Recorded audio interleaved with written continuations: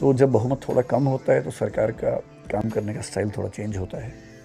दो बातें होंगी, अगर मोदी जी आते हैं तो एक तो ये एक तरह से उनका आखिरी टर्म होगा। आखिरी टर्म में ये कोशिश ज़्यादा होगी कि मैं कुछ वो चीज़ें कर दूं जो आज तक सोचता था पर नहीं कर पाया। अभी कुछ बची हैं वैसी चीज़ें? हो सकती हैं, उनके मन में क्या क्या है मुझे भी नहीं पता, लेकिन ऐसा हो सकता है, कई चीज़ें हो सकती हैं। जैसे कुछ आपको अंदाज़? यूनिफॉर्म सिविल कोड हो सकता है, निश्चित तौर पे होना चाहिए उनके दिमाग में। भाषा को लेकर कुछ बड़े फैसले शायद उनके दिमाग में हो सकते हैं। शिक्षा व्यवस्था को देश में कैसे आपस में कनेक्ट करें, जैसे जीएसटी में काउंसिल बने, शिक्षा में काउंसिल बने, मेरे ख्याल से ये उनके मन में ज़रूर होगा।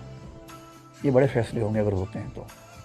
फिर अगर SC ST OBC के आरक्षण में सब क्लासिफिकेशन रोहिणी आयोग के बेस पे हो जाता है तो ये बहुत बड़ा परिवर्तन होगा।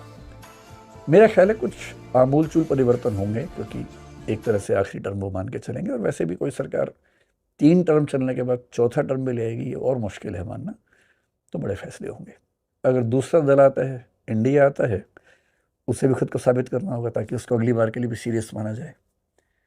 तो अंतर ये होगा कि अगर इंडिया वाले आएंगे तो फिर वो सोशल जस्टिस वाले लाइन पे ज़्यादा काम होंगे। अगर NDA आता है तो फिर यूनिफॉर्म सिविल कोड जैसे काम थोड़े ज़्यादा होंगे।